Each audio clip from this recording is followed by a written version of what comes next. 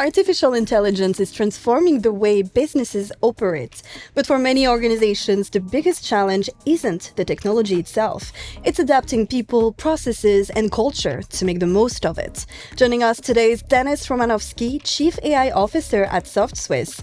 We'll look at the challenges and opportunities of AI adoption, where businesses are seeing the greatest returns, and how technology is reshaping the modern workforce. Denis, welcome. Thank you so much. It's a pleasure to be here. Amazing. Let's jump right in.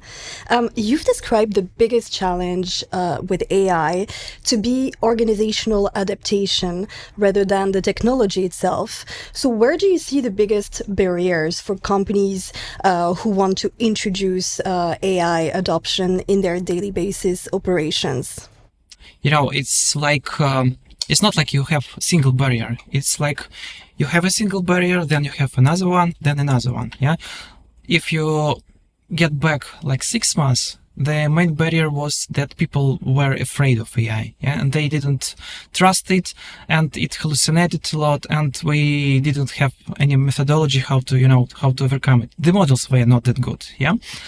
But since then, we did a lot of trainings, and there are more trainings like online, and people doing better.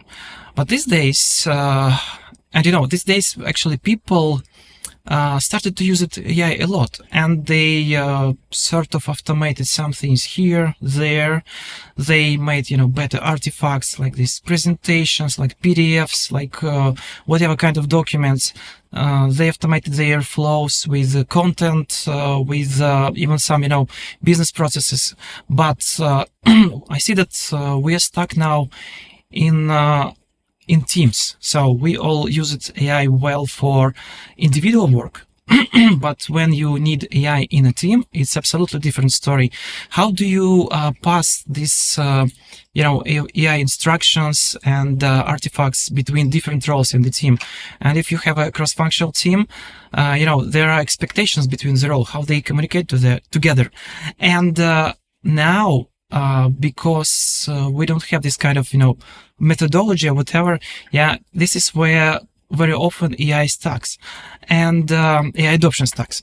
And it's not that easy just to improve your processes. Yeah, you have like 20-30% improvement of work, but then you have to pass this work to another role. Like for example, in software development, you are a product manager. You create what you want to do in the product, then you pass it to developer, then developer pass it to tester.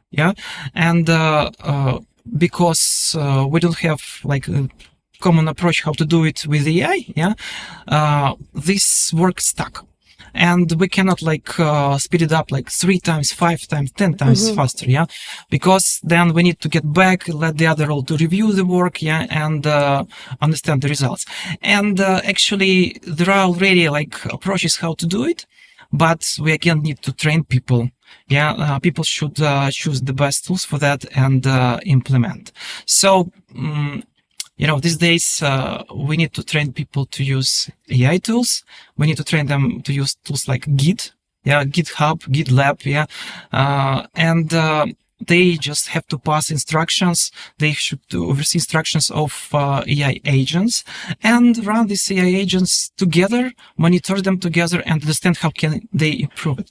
So I think this is the kind of level of implementation of AI now that is very important to gain the most of the value. And talking about methodology and approach, how do you measure a successful AI initiative? And also, why do you think companies should keep creating these AI leadership roles just like yours? Okay, about initiatives. A good initiative these days with AI is a small initiative. If you try to build something big, you will definitely have a lot of problems, and it will just, with the quality, with security, with governance, with just passing this work from one role to another, like I explained before. So keep your initiative small and figure out how you will evaluate, like what is the economic effect of it. Yeah, like for example, this initiative save some hours of a particular person through their day versus how much tokens they spent. Yeah. What's an example of a small business initiative in AI? For example, one of the initiatives we had in marketing recently, when we had to collect data on our competitors, and so previously it was like research, but now we have an agent that goes through multiple websites, multiple systems, collects all data together and combines it a specific way and find trends and find risks and so on, and like create a final report that's saves like probably like maybe 15 to 20 hours per week. That's huge. Yeah, that's a lot if you calculate it in euro and for like 6 months. And at the same time, you could never have a artifact of such quality right before, because you just couldn't do it. But with AI, it's now easy. And the best way to implement is to take this kind of very small initiatives and see how you can make it end to end, so that you can see the final value and you can understand how many hours like you saved. What are the biggest opportunities companies can leverage AI with? So if you asked me like 6 months ago, I would say that this is software development.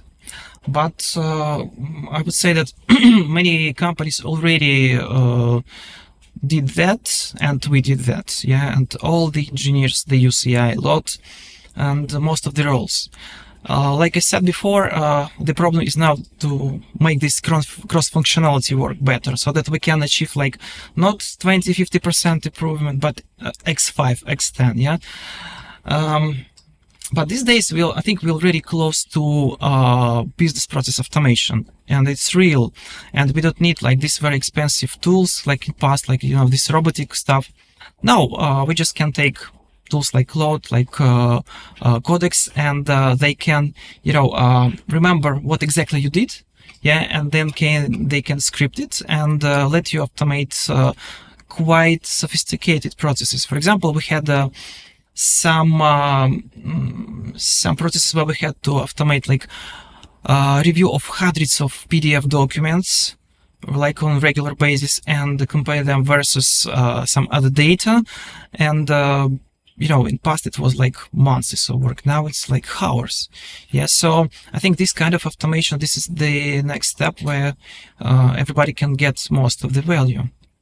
So now let's talk a little bit about controversial topics, if I may. There's a lot of debate around AI replacing jobs, replacing humans. What is your take on that? How do you see the relationship between people and AI develop in the workplace?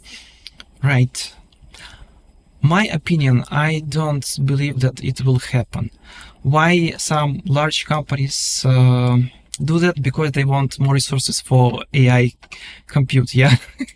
As for businesses like in iGaming, I think something else will be happening. It's not like AI will replace jobs, but there will be new jobs that will require knowledge of AI tools and knowing these methodologies, how to work together to achieve results with AI. And people who knows how to use these tools, they will replace people who don't. So we still have some time to adopt, and I encourage everybody in the industry to learn AI tools, try them, and do it like every day. So that's the key to keeping your job. That's what you're saying, knowing about the Yes. tools and being able to prompt, for example, an AI agent, right? Well, it's becoming more complicated. It's not like just only prompting. You need to be aware how to create agents that can, implement quite complex scenarios. The agent that can run for hours, for days, on the background. This is what is needed now. And I think like we started from individuals, we go to teams, to departments, to the entire company, that they will be running like hundreds of these agents everywhere. And that's what you need to know in the new world. Yeah. Let's talk a little bit about the legal side of things. As AI adoption accelerates, companies have growing concerns about compliance, security governance, digital memory. How do you balance innovation with safe AI practices, the best practices? The short answer is that you need to very carefully experiment and create governance around all these AI tools. Longer answer is that the laws are not fully clear; they're just developing, and you still need to progress. You need to move. So I suggest, and this is how we did in our company, we created very small teams that experimented with, with Claude, with Codex, with Perplexity, with multiple different other tools. We tried this computer use, browser use tools, and even security features. We experimented all the things that we could, but we tried to do this in smaller teams, and we controlled it. When we see that when we see how people use particular feature, how they behave, and we see that the models, the harness around the model, they together provide a quite secure environment. We then allow it more, and we create guides and explain everybody how to use it.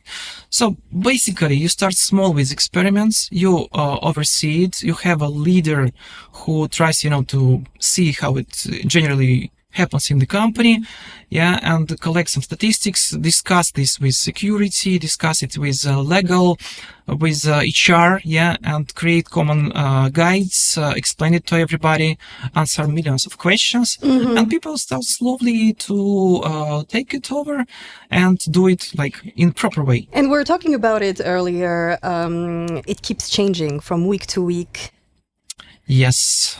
So how do you never handle stop. it? Well, of course, I use AI to create these guides, and like a simple thing, I have I have an agent that collects information about all the updates in the industry, and then I have all these guides, and I usually see that we have some updates in OpenAI, in Anthropic, in Cursor, and then I just ask it to compare it to our guides, what are the differences, and I ask it AI to update documents for me. Of course, review it, and my colleagues help me, and this is how I basically handle it. And I'll also, I use Notebook LM that it can create quite good small videos that lets people, instead of reading these big documents, just to watch something for 5 minutes and have the main things there. So I combine stuff Very together, useful. and do it quite fast this way. So use AI to comprehend this craziness about AI.